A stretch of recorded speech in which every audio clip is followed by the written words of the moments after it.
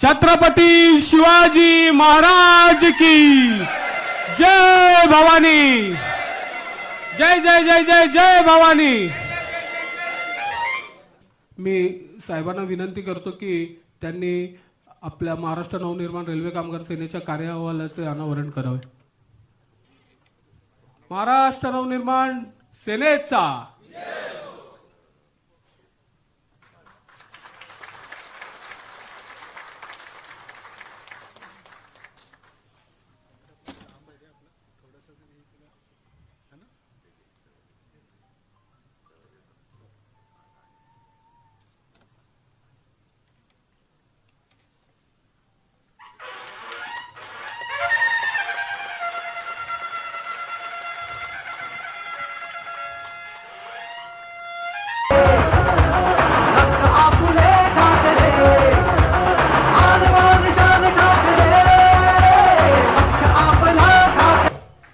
मराठी मनांचे मानबिंदू हिंदू जननायक सन्माननीय राजसाहेब ठाकरे यांचा महाराष्ट्र नवनिर्माण सेनेचा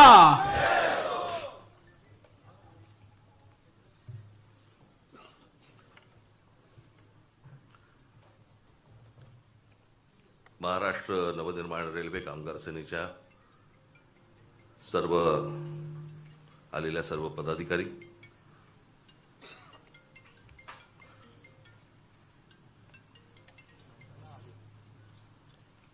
खरं तर तुमचं आमचं नातं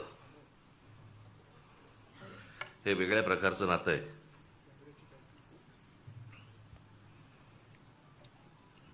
2008ला रेल्वे भरतीच्या प्रकरणावरनं आंदोलन झालं आणि त्या आंदोलनामधनं मग पक्ष पुढे वाढत गेला, मोठा होत गेला आणि पक्षाला निवडणुकीचं चिन्हही रेल्वे इंजिनच मिळालं। आज तुम्ही सगळेजण इथे आलेलात, मला काय तुमच्या आपल्या रेल्वेमधलं फक्त प्रवास करणं एवढंच माहिती आहे, बाकी टेक्निकल मला काही फारसं माहिती नाही, ते तुम्हालाच माहिती आणि यांना माहिती। परंतु ते जे आंदोलन झालं होतं ते आंदोलन कधी विसरू नका।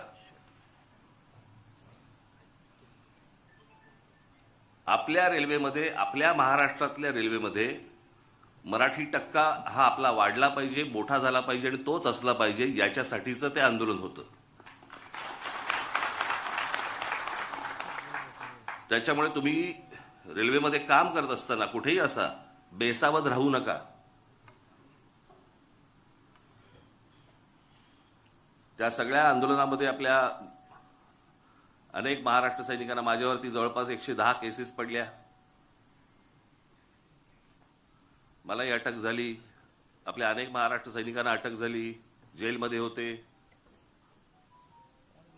हा जरा लाईट कमी कर रे आणि इकडचा वाढव जरा, ऑडिटोरियम मधला। नाटक आहे का? हा वाढव जरा, इथला वाढव जरा, हा, आणि हा कमी कर माझ्या डोळ्यासमोरचा, हा। त्याच्यामुळे तुम्ही कुठे बेसावध राहू नका।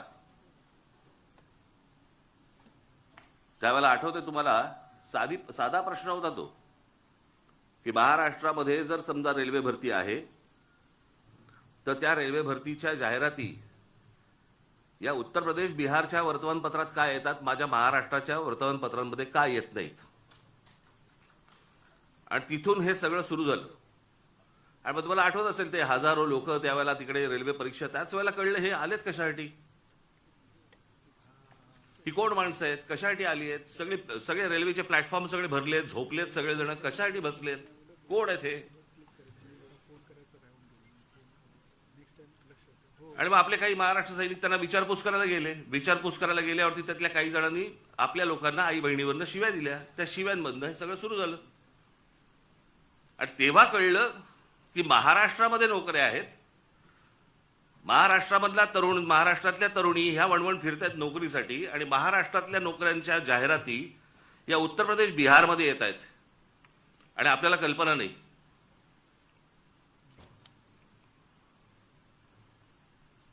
कारण त्यावेळेला सगळे रेल्वे मंत्री वगैरे सगळे जण ते तिकडचेच होते, लालू प्रसाद यादव वगैरे. आणि मग ज्या वेळेला ममता बॅनर्जी ज्या वेळेला रेल्वे मंत्री झाल्या त्यावेळेला त्यांना आपला विषय नीट समजला आणि मग त्यावेळेला आपल्या पत्रावरती त्याच्यानंतर निर्णय झाला की प्रत्येक राज्यामधल्या आपल्या तुमच्या परीक्षा रेल्वेच्या परीक्षा या स्थानिक भाषेमध्ये असतील. प्रश्न पत्रिका आणि त्याची उत्तरं पण तुम्हाला स्थानिक भाषेमध्ये तुमच्या मातृभाषेमध्ये तुम्ही त्याची उत्तर देऊ शकता. असे तेव्हा सगळं सुरू झालं. त्याच्यानंतर वटणीवरती आले आणि मग आपल्या हजारो मराठी पोरांना रेल्वेमध्ये नोकऱ्या लागल्या.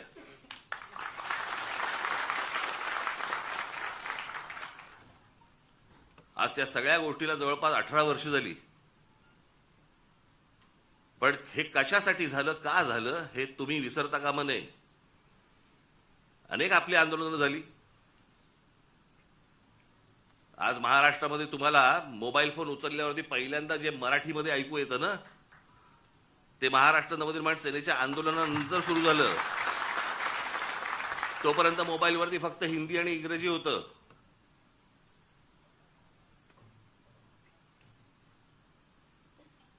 भाषा कुठची वाईट नसते, पण हे आमच्यावरतीच लादायचे सगळे प्रयत्न सुरू होतात महाराष्ट्रावरती. कारण आमची लोक चिडत नाहीत, रागवत नाहीत, बोलत नाहीत, रस्त्यावर उतरत नाहीत, राग व्यक्त करत नाहीत. केला असतं तो मोबाईलवरती करतात.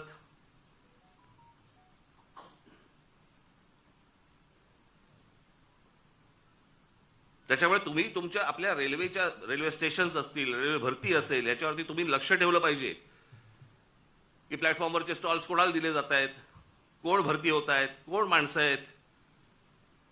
बेसावध राहू नका. सतत जे सांगतो ना, पायाखालची जमीन एकदा सरकली गेली ना की परत नाही मिळत.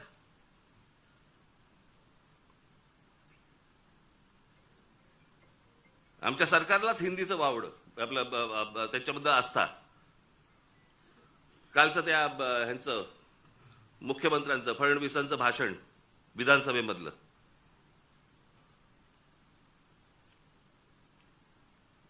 ते काय ते कुठला मिसिंग लिंक वरती म्हणे ते काय कोसळला, खांब कोसळला आणि पाणी सगळीकडनं येतंय. त्याचं म्हणे राजकारण करू नका. अरे वा, त्याच्यावर बोललं की राजकारण. मग इतकी वर्ष आपण काय करत होतात? दुसऱ्यांच्या सरकार जेव्हा होती दुसऱ्यांची, त्यावेळेला तुम्ही काय करत होतात?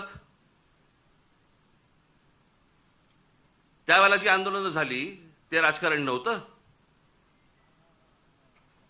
स्वतःच्या अंगाशी आल्यावरती ते राजकारण, विरोधकांचं राजकारण असं कसं होईल?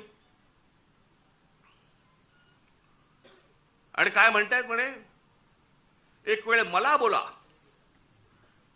पण महाराष्ट्राचा अपमान मी सहन करणार नाही. वा रे वा. लोक त्या मिसिंग लिंक बद्दलच बोलतायत, महाराष्ट्राचा कुठे अपमान करतायत? पण ते काय सगळं घेऊन जायचं म्हणजे ते वरपासून खालपर्यंत आता काय सवय लागली आहे. केंद्र सरकारच्या कुठच्या गोष्टींबद्दल बोललं की तुम्ही देशविरोधी. आता केंद्र सरकारची कामं येते, त्याच्यात देशाचा काय संबंध? आता मिसिंग लिंक बद्दल बोललं तर ह्याच्यात महाराष्ट्राचा अपमान कुठे आला? लोकांनी प्रश्नही नाही विचारायचे. काय झालंय ते, इतके दिवस जे मोबाईल फोनवरनं विरोधकांना जे करत होते ना, शिव्या घाल, वाटेल ते बोल, हे जे सगळे त्यांच्या ठेवलेल्या टीम्स आहेत ना, हे जे सगळं सुरू होतं ना ते आता अंगलट आलंय. आता ह्यांच्या दामदुपटीने ह्यांच्या अंगावरती येत आहे आणि त्याच्यामुळे लागले आता त्रास व्हायला लागला त्याचा. आपणच सुरू केल्यात त्या गोष्टी. गेल्या 10-12 वर्षातच या सगळ्या गोष्टी मोठ्या प्रमाणावरती सुरू झाल्या.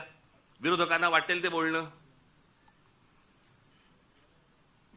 विरोधकांना शिव्या घालणं, वाईट साईट लिहिणं, सगळ्या गोष्टी ज्या सुरू झाल्या हे तुम्ही बसवलेल्या टीमकडनं सुरू झाल्या. आता तुमच्या अंगावरती येत आहे ते सगळं. आणि तुमच्या अंगावरती येत आहे म्हणून लगेच महाराष्ट्राचा अपमान. ह्याच्यात कसला आला महाराष्ट्राचा अपमान? राम मंदिराच्या चोरीबद्दल बोललो की म्हणे धर्माचा अपमान. अरे चोरी आहे ना ती. ह्याचा धर्म कुठे आला?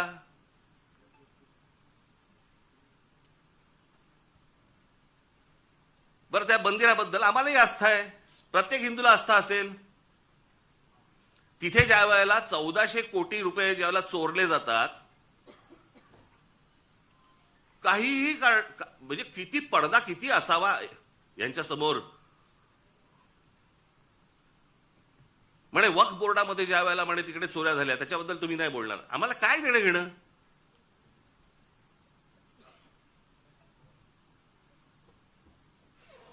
राम मंदिरामध्ये लोकांनी जे दानपेटीमध्ये टाकलं, जे श्रद्धेने त्या मंदिरासाठी दिलं, त्याची जर समजा चोरी होत असेल त्याच्याबद्दल बोलणार नाही, बोलायचं नाही.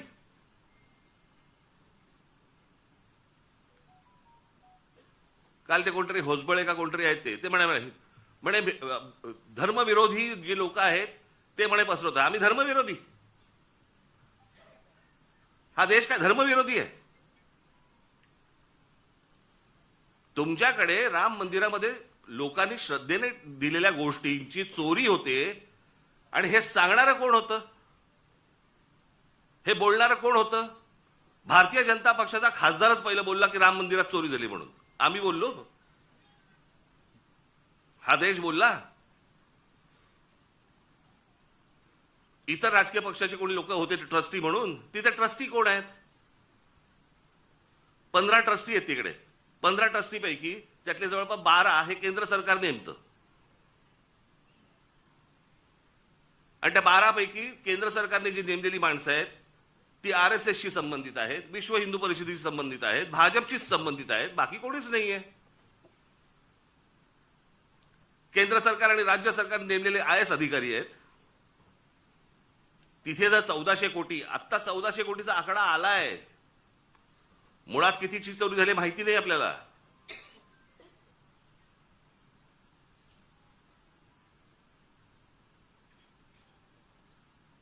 चोरी झाल्यावरती समजा असं पकडा, आत्ता दुसऱ्यांचं कोणातरी सरकार असतं आणि राम मंदिरामध्ये चोरी झाली असती, भारतीय जनता पक्षाने काय केलं असतं?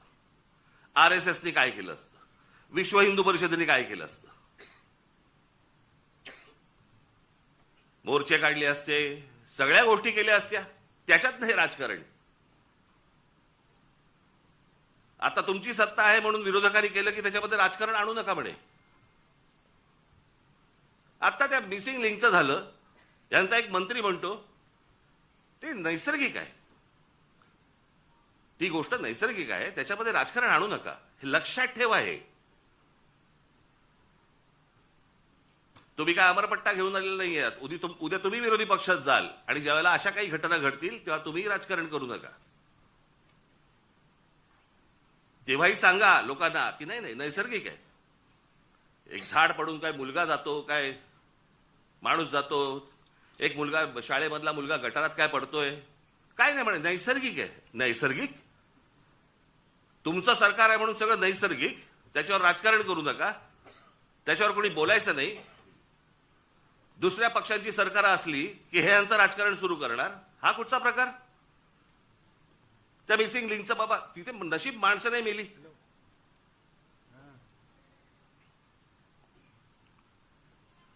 गंमत बघा, त्या मागे 2005 मुंबईमध्ये आला होता ना फ्लड, ते सगळं पाणी वगैरे तुंबलं होतं. 1000 मिलीमीटर पाऊस पडला होता. 1000 मिलीमीटर. काही 2-3 तासाच्या अंतरात त्याला मुंबईची ही हालत झाली होती. 1000 मिलीमीटर. आणि आता 300-350 मिलीमीटर पाऊस पडलाय. मुंबई तशीच तुंबलेलीच आहे.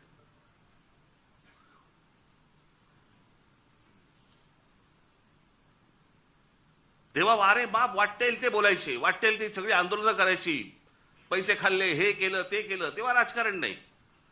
आता मुंबई तुंबली नाही, नैसर्गिक आहे. ती कोणती बाई ती गाणी म्हणायची, काय ते गाणं होतं ते, तुला मुंबईवर भरोसा नाही काय, कुठे गेली ती आता? तिचा आला व्हिडिओ.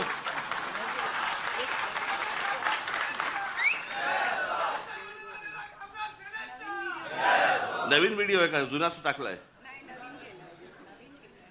नवीन केला असेल तर चांगलं आहे, म्हणजे कोणाला वाहिलेली नाही ती. पण जेव्हा तेव्हा गात होती तेव्हा सुख घेतलं. आता दुसरे जेव्हा बोलायला लागले त्यावेळेला त्रास व्हायला लागला. आता मला दुसरं कळलं नाही, मला मुख्यमंत्र्यांचं विधानसभेतलं भाषण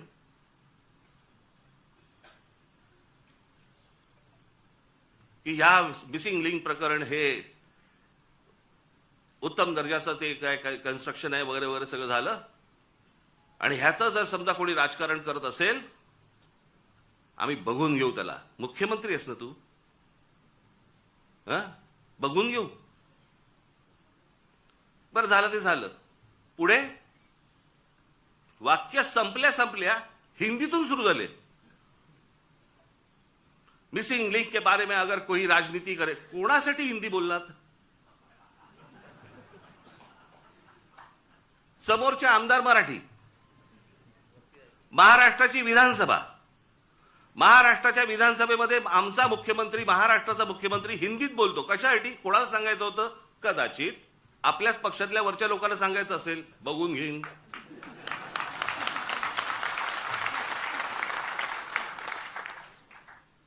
त्यांनाही माहिती आहेत हे सगळे व्हिडिओ येत आहेत कुठून, हे सगळं काय चालू आहे राजकारण. मी त्याशी बोललो नाही का, माझ्या पत्रकार परिषदेमध्ये बोललो ना. जी काय घमासान सुरू आहे ना आता तिकडे पक्षामध्ये, फक्त बघत राहा, पाहत राहा. मुंबई महाराष्ट्राचा, ठाण्याचा काय विचका झालाय, पुण्याचा, सगळ्यांचा शहरांचा विचका झालेला आहे, ज्याला हे विकास म्हणतायत. मी ह्या विषयावरती इतकी वर्ष बोलतोय मी की आपल्याकडे डेव्हलपमेंट प्लॅन येतो परंतु टाउन प्लॅनिंग आपल्याकडे होत नाही, आणि त्याचा ही शहरच सगळी बर्बाद होणार आहेत, झालेलीच आहेत, अजून होणार. बघावं तिकडे सगळीकडे इमारती सगळ्या उभ्या राहत आहेत. माझी तर विनंती आहे मुख्यमंत्र्यांना, सगळी कन्स्ट्रक्शन एकदा बंद करून टाका. नुसते रस्ते आणि फ्लायओव्हर आणि ब्रिजेस म्हणजे विकास नव्हे. हे जेव्हा लोक परदेशात जातात त्यावेळेला करतात काय मला कळलंच नाही, मला अजूनपर्यंत. या परदेशातली सगळी शहरं बघा. मी 2014 साली याच्यावरती एक डॉक्युमेंटरी केली होती. मी 16 मिनिटाची डॉक्युमेंटरी आहे, आज युट्यूबवरती आहे, जाऊन बघा. शहराला आकार उकार कसा द्यायचा असतो. आता हा मिसिंग लिंक 1 मेला त्याचं उद्घाटन झालं, 1 मेला. आणि आता हा 6-7 तारखेला काहीतरी तो त्याचा काय पिलर पडला आणि पाणी वाहतंय आणि सगळं होतंय. जुलैमध्ये, मे, जून, जुलै अजून पूर्ण पण नाही झाला. 60-65 दिवसामध्ये तुमचा नवीन बांधलेला टनेल गळायला लागतो, पिलर पडतात. आणि काहीतरी त्यांनी सांगितलं, काहीतरी मी कुठे काय आणले करते ते तुला दिलं होतं मी लिहायला. कॅनडामधनं आम्ही त्याचा रिसर्च केलाय आणि मग त्यांनी त्यांचं डिझाईन केलंय. मग इंडोनेशियामधनं आम्ही पाईप हे आणलेत, मग जर्मनीमधनं हे केलंय, अजून काहीतरी केलंय, आणि मग भारतीय कॉन्ट्रॅक्टरने तो टनेल बनवलाय. त्यांनाच द्यायचं होतं ना. ते आमचे नितीन सरदेसाई फार छान बोलले त्याच्यावरती. आता आम्ही बोलत असताना ते म्हणाले, मला हे सगळं बघून राज कपूरचं गाणं ऐकू येतं म्हणे, आठवतं. मेरा जूता है जपानी, पतलून हे काय इंग्लिशतानी, सर पे लाल टोपी रूसी म्हणजे रशियन, फिर भी दिल है हिंदुस्तानी. कॉन्ट्रॅक्टर आमचा तो बर्बाद करणार, तुम्ही काळजी करू नका.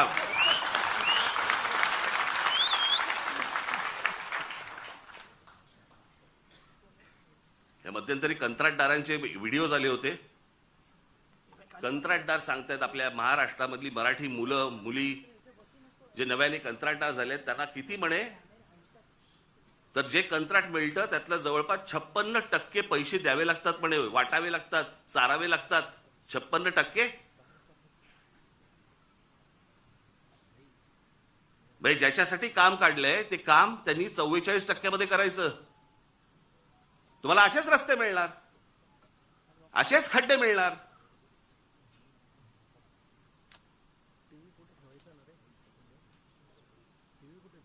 हे आपल्या कंत्राटदारांचं कामच नाही ते. मी त्या मगाशी बोललो ना, मी त्या डॉक्युमेंटरीमध्ये मी म्हटलंय, त्याच्यात दिलंय, छत्रपती शिवाजी टर्मिनस आपलं अगोदरचं VT स्टेशन 1800 सालात बांधलंय. 1800 सालात. त्याला मुंबईची लोकसंख्या पण तेवढी नव्हती. 1800 सालात बांधलेलं रेल्वे स्टेशन आज लोकांना पुरतंय. इतकी लोकसंख्या वाढल्यानंतर पण ह्याला म्हणतात विजन. याला म्हणतात हे काय होऊ शकतं, हे किती लोकांना पुरू शकतं. आज किती रेल्वे तिकडनं जातात, किती माणसं तिकडे येतात, किती माणसं उतरतात, किती माणसं चढतात. हे 1800 सालात बांधलंय.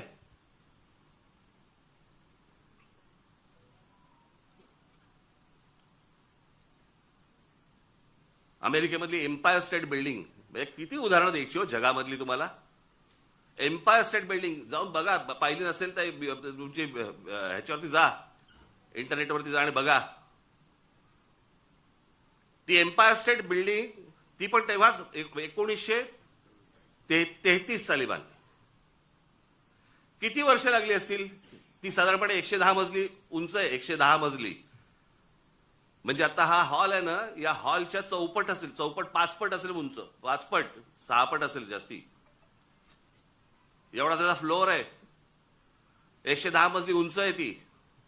किती वर्ष लागली असतील त्याला ती इमारत बांधायला. त्या इमारतीमध्ये खाली ग्राउंड फ्लोअरला बेसमेंटमध्ये एक बॉम्बस्फोट झालाय. त्या इमारतीवरती एक छोटं विमान, परंतु एक विमान आदळलेलं आहे. आजही ती ताठ मानेने उभी आहे इमारत. एम्पायर स्टेट बिल्डिंग किती वर्षात बांधली. 14 महिन्यात. 14 महिन्यात बांधलेली इमारत आहे ती. 14 महिन्यात 1800 साली बांधलेल्या इमारतीला आजही काही होत नाही. त्यांनी बांधलेले ब्रिजेस बघा, त्यांनी बांधलेले फ्लायओव्हर्स बघा. आज ब्रिटिशांच्या काळामध्ये जे फ्लायओव्हर्स बांधले गेले, जे ब्रिजेस बांधले गेले, आपल्याला इंग्लंडवरनं आजही पत्र येतात बरं का. म्हणजे काय प्रकारची सिस्टीम असेल विचार करा. पत्र काय येतात, आम्ही असा असा इथे हा ब्रिज बांधला होता. अशा अनेक ब्रिज बद्दल आलेत ना त्यांची पत्र महाराष्ट्र सरकारला, असा इतरही सरकारना आलेत. असा ब्रिज बांधला होता, त्याची 100 वर्षाची आमची गॅरंटी संपलेली आहे. आता तो तुम्ही बघा. 1947 साली ब्रिटिश गेले. 1947 साली. त्याच्या अगोदर 150 वर्ष त्यांनी राज्य केलं. त्यावेळेला बांधलेले ब्रिजेस आहेत. काय गरज आहे हो त्यांना सांगायची. पण हे फक्त भारतात नाही होत. त्यांनी जिथे जिथे राज्य केलं तिथे तिथे यांची पत्र जातात की आमची गॅरंटी संपली. आमची 100 वर्षाची गॅरंटी होती. 100 वर्ष. हा टिळक ब्रिज पासून सगळे इथला हे त्यांच्या काळात बांधले गेलेले आहेत. अजूनही आहे. मग आमच्याकडे काय होतं.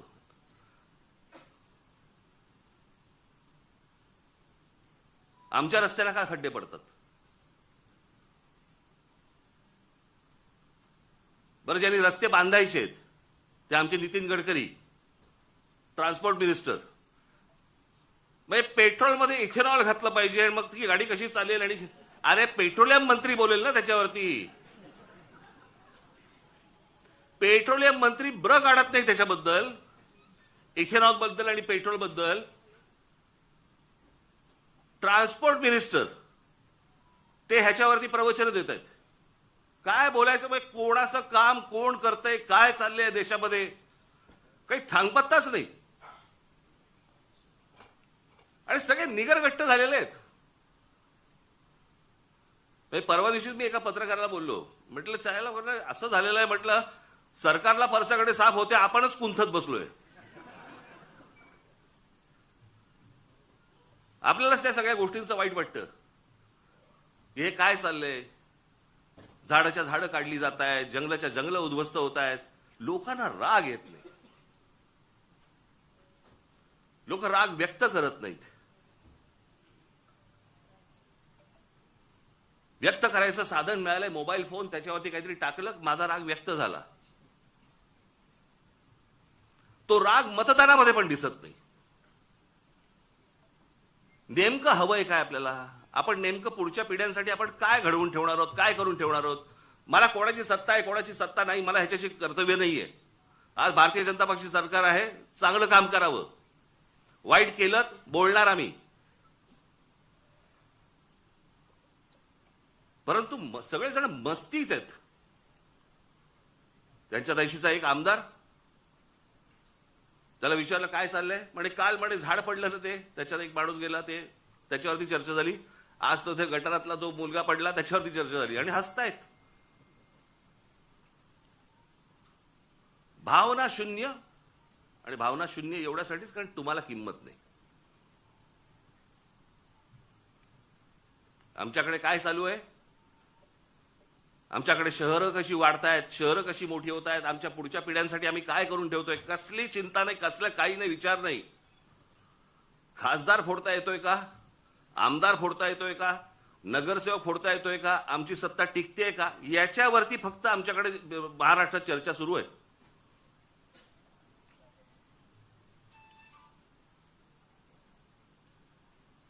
आता काय 3 वर्ष निवडणुका नाहीत, लोक म्हणणार मग आता काय आम्ही चिडून तरी काय, मतदान कुठे? अरे मतदानाची ज्याला वेळ येते ना, त्याला अगोदरच साचलेल्या गोष्टींचा विचार करायचा असतो. चांगलं काय आणि वाईट काय या गोष्टींवरती तुमचं मतदान झालं पाहिजे. उद्या राज ठाकरे जर समजा चुकत असेल, तुम्ही बोललं पाहिजे. इतर पक्ष जर चुकत असतील, बोललं पाहिजे. लोकशाही कशाला म्हणतात ना, ती लोकशाही जर जिवंत ठेवायची असेल ना, मी मागे पण एकदा उदाहरण दिलं होतं, आज मुद्दामून परत देतो उदाहरण तुम्हाला. ज्यावेळेला दुसरं महायुद्ध ज्यावेळेला संपलं ना, ते संपल्यानंतर सगळी वाहवा झाली. इंग्लंडची वाहवा झाली, विन्स्टन चर्चिलची वाहवा झाली. विन्स्टन चर्चिलचं ते एक फेमस त्याची ती मुद्रा होती हाताची, वी फॉर विक्टरी. त्याच्यामध्ये फक्त वी फॉर विक्टरी नव्हतं, वी फॉर विन्स्टन पण होतं, विन्स्टन चर्चिल.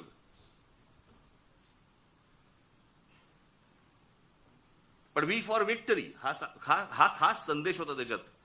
आणि जगामध्ये प्रचंड की विन्स्टन चर्चिलने या सगळ्या गोष्टी केल्या. आठ महिन्यांनी निवडणुका झाल्या आणि 8 महिन्यांनी निवडणुका झाल्यानंतर विन्स्टन चर्चिल आणि त्यांचा पक्ष हरला. इंग्लंडमध्ये विन्स्टन चर्चिल आणि त्यांचा पक्ष हरला. ज्याच्या नावावरती दुसरं महायुद्ध जिंकून दिल्याची गोष्ट होती, तो 8 महिन्यानंतर निवडणुकीमध्ये हरला. पत्रकारांनी ज्यावेळेला लोकांना प्रश्न विचारले की या माणसाने असं एवढं युद्ध जिंकून दिलं, एवढी तुम्ही वाहवा केली, एवढं त्याला डोक्यावरती घेतलं आणि निवडणुकीला तो हरला कसा काय? सरसकट लोकांनी दिलेलं उत्तर होतं, युद्ध काळामध्ये तो योग्य होता, शांततेच्या काळात नाही.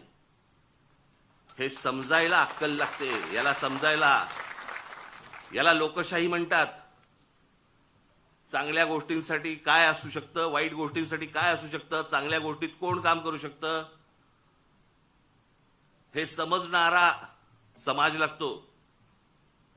मी नेहमी सांगतो ना की नुसतं शिक्षण घेऊन उपयोगाचा नसतो, शिक्षित असून उपयोगाचा नाही, माणूस सुज्ञ असावा लागतो.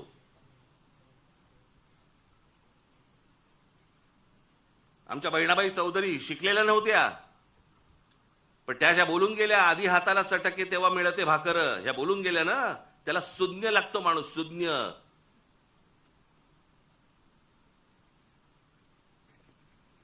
आणि ज्या देशामधला समाज सुज्ञ असतो त्या देशामध्येच प्रगती घडते. काय योग्य काय अयोग्य हे कळणं. नाही तर आम्ही आपल्या सकाळी उठायचं, कामावर जायचं, तेही जातात कामावर. जगामधला प्रत्येक माणूस कामावर जातो, पण विचार करतो. आपण जर या गोष्टींचा विचार नाही केला, कसं होणार मला जरा सांगा.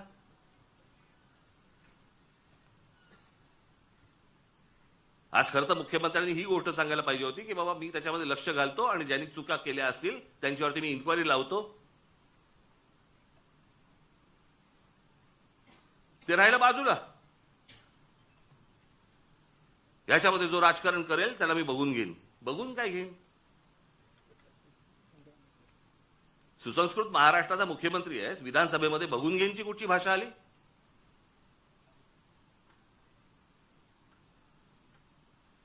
पण हे सगळं सुरू होतं. एक खासदार सांगतो मी बॉम्ब टाकीन,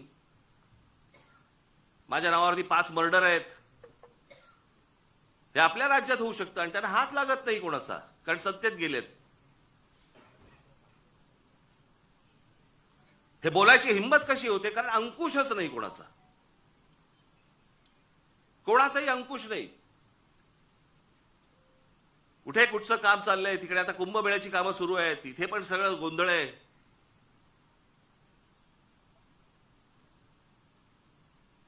जे काय महाराष्ट्रामध्ये चालू आहे बाबांनो, तुम्ही लक्ष ठेवलं पाहिजे, तुम्ही बोललं पाहिजे. बाकीच्या ठिकाणचं तर सोडून द्या, परंतु रेल्वेमध्ये तुम्ही लक्ष दिलं पाहिजेत, लक्ष ठेवलं पाहिजेत. रोज रेल्वे जाते आणि येते, एवढंच लक्ष ठेवण्यासारखं नाहीये. तिथे कोण घुसतायत इथे लक्ष ठेवणं गरजेचं आहे. कोण येतंय, कोण स्टॉल्स टाकतंय, कुठच्या प्रकारची टेंडर्स निघतायत, कुठच्या प्रकारच्या नोकऱ्या निघतायत.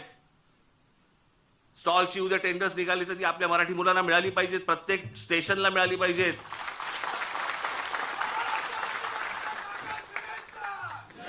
याच्यावर तुमचं बारीक लक्ष पाहिजे. ते जर बारीक लक्ष नसेल तर कसले काय चाटायचे वर्धापन दिन? काय करायचे वर्धापन दिन?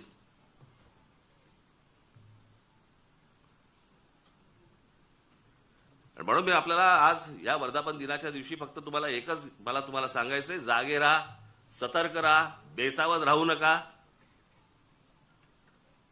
आपला मराठी ठसा महाराष्ट्राच्या रेल्वेमधनं पुसला जाणार नाही याच्यासाठी काम करा. धन्यवाद. जय हिंद, जय महाराष्ट्र.